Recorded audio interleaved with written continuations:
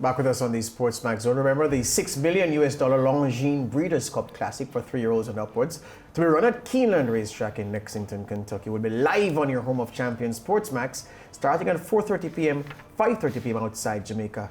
And again, that will be on Saturday. Well, these are the 10 horses vying to etch their name in history. Tacitus, Tiz the Law, By My Standards, Tom's d'Etat, Title Ready, Higher Power, Global Campaign, and then the Bob Baffert trio Improbable, Authentic, and Maximum Security. Last year's winning jockey, Aaron Ortiz Jr., who booted home Vino Rosso, will be aboard the 5-2 morning line favorite Improbable. The Bob Baffert trained 4-year-old colt has registered 7 wins from 14 career starts. And I want to ask Lance what he makes of Improbable's chances. Well, if we go by Bob Baffert's pronouncements, he has told the media ahead of the race that he thinks Improbable is justifiably the favorite based on how impressive the horse has been recently, undefeated in its last 3 starts in Grade 1 events, and comes in here with a great shot. And Authentic and Maximum Security, George and Mara, are very, very solid entries. Yeah. So if Bob Baffert is able to stick his neck out to say Improbable is the best one, and justifiable favorite, it's hard for me to cross the trainer. Definitely, and it's the 5-2 favorite, George. And based on what Bob Baffert was saying, because he had an extensive interview, he was talking about the fact that everything needs to go this horse's way in order for him to win too, because he was saying everybody needs to bring their A game, and he's banking on them to do so. The thing is this, this horse has had a strange career so far, only 4 years old. At 2, he was one of the flashiest 2-year-olds around, was destined for greatness, many thought. At 3 years old, the horse looked ordinary. Then at 4-year-old, it took off again this season. His cruising speed is tremendous, but guess what? His main asset is that asset possessed by most of the runners, most of the leading contenders in this event. They have very high cruising speeds. They can cruise behind very fast splits, or at fast splits, or just behind fast splits, and then kick again. That's what Improbable has. But guess what? I watched a workout from this horse on, today's November 6th? Yes. On November 1, this horse did a workout at Keeneland. I watched it live. Right. It was very impressive. He went 6 furlongs in 1:11 and 4. And the exercise rider really only got low in the saddle, at about a furlong and a half from home, and he really came home over the last quarter. Improbable's cruising speed high, but his change of pace is perhaps more devastating than any of his rivals, and the manner in which he put away a field, including Maximum Security, in the Awesome Again Stakes, the last big race that he ran in, was very impressive, and I think that this horse has turned a corner. Again, my only concern is there are so many horses in this race who are set to play prominent roles, who have similar running styles, and I'm concerned about what a strong pace will do to them. A strong pace in the Awesome Again Stakes, so Improbable run on to run by the leaders and run away comfortably. If the pace is slow and the dynamics of the race change, I don't know how he will quicken, but in my mind, he's the horse to beat. Well, the Barclay tagged trained Tiz the Law, who many people were telling me earlier this season was a super horse. He'll be ridden by Puerto Rican Manuel Manny Franco, the man who partnered him to victory the Belmont Stakes, is at 3-1 on the morning line. And Andre Phillips from the Caymanas Park broadcast team, Lance, was telling me that Tiz the Law is the greatest, and I was saying, well, it's okay, he's a nice horse. Nothing special. Tiz the Law comes into this race trying to get his reputation repaired, Lance. Yeah, I was disappointed with his Kentucky Derby loss. It was his only loss this year from 5 starts. But this is a solid horse, George. For the past 3 years, we have seen 1 5-year-old and 2 4-year-old horses win the Breeders' Cup Classic. But in the 3 years before, the past 3 years that we've just come out of, 3-year-olds have won, including the Triple Crown winner in 2015, American Pharaoh.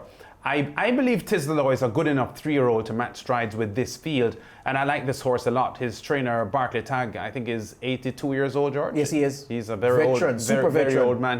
He knows a thing or two about horse racing, and in my heart, I'd like Tiz the Law to win this race because of Barclay Tagg. He has never won it before, and I think he has a good enough 3-year-old here to come out with a victory.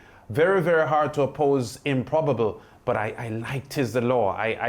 I am still at a loss as to why the horse was beaten in the Kentucky Derby based on how well it won the Belmont Stakes, and it has not run since its Kentucky Derby loss. And I'm just hoping Barclay Tagg can get this horse back in a winning frame and get the victory here. So he's in my heart. Your sentimental selection. Yes, my sentimental selection to win. I tell you what, if Tiz the Law isn't leading 3 furlongs from home, he's not going to win. But he could lead though, 3 furlongs from home. But I'm only saying, I didn't say he can't lead. I know. But I'm saying, but if you're he's going accepting to win, that he can. Yes, if he'll have to go through from 3 furlongs out, settle on the bridle, and then quicken again, turning for home. Because again, the danger, and this is why the race is difficult to select, just because, you know, if you go back to the Jamaica Derby, which was run last Saturday, the dynamics of the race, 2 principals, Wow and Mahogany, had similar running styles. The rest of them were different.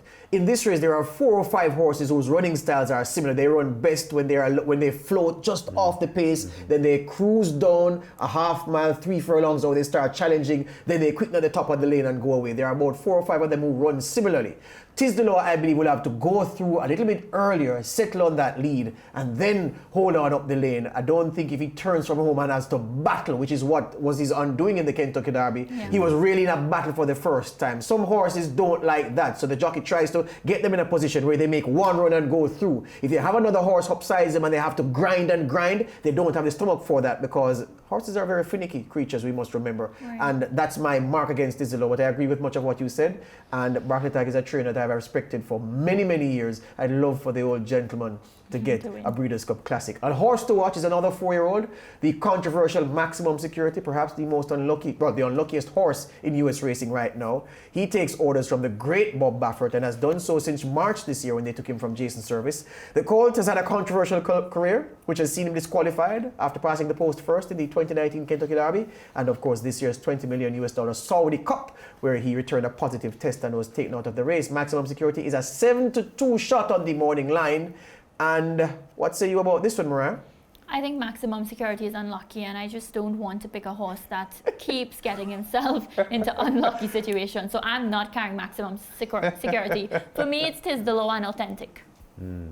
My heart went out to the connections of Maximum Security, George and Mariah, when it was disqualified in the Kentucky Derby. I think based on the infringement, I guess the stewards had no choice to, but I think he was the best horse on the day, and it was unfortunate that he lost there. I think it's a solid entry. But again, I go back to Bob Baffert's feelings on this race. If he's being 100% honest, that if he thinks that Improbable is the best of his entries, then, you know, maybe Maximum Security, you know, may not be the horse that we should look on for the victory. I wasn't impressed by the run in the Awesome Against Stakes, because here's the thing, whereas he met Improbable in that race, Maximum Security did, they're stable companions as we've said, whereas Improbable Lance Mariah sat off the early pace, so he wasn't burnt at all by the strong gallop that the leaders went.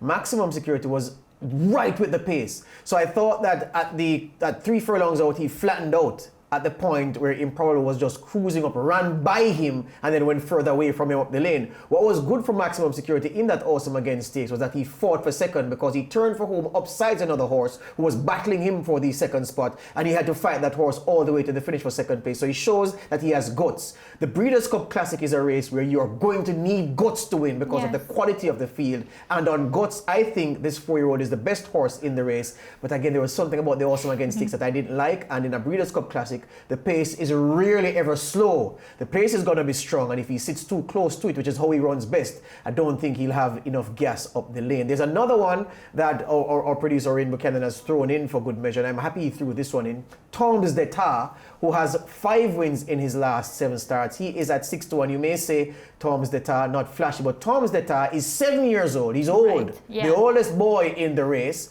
but he has not had a long racing career because his career has been beset by injuries and all sorts of setbacks. So he's a lightly raced 7-year-old, who they say will retire at the end of this campaign. But here I'm going to tell you the same thing I've been saying. His running style, similar to Improbable, similar to Maximum Security, similar to Authentic, similar to a few of these, and I don't know what is true. Tiz the Law wins, Lance, looking as if the jockey looks as if he has a ton of horse under him. He just cruises through, runs away, opens up a gap between himself and the field up the lane, and then the jockey almost puts him back on the bridle and he cruises over. He wins with a lot in hand. Right. Those races, though, are against horses inferior to these. Did face Improbable earlier this season and was put away. I think Tiz the Law may find himself with a few youngsters who are packing too many punches at this stage, but it's good that a 7-year-old has a shot in a $6 million race on Breeders' Cup Classic Day. So who will win, Mara?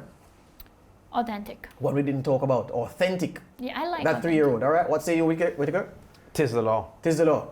All right, they're going to have to beat Improbable for me. All right, so that's the field. The start time, 4:30 p.m., 5:30 p.m. outside Jamaica on SportsMax on Saturday. The Breeders' Cup Classic for the first time ever, live on SportsMax. Why would you miss it?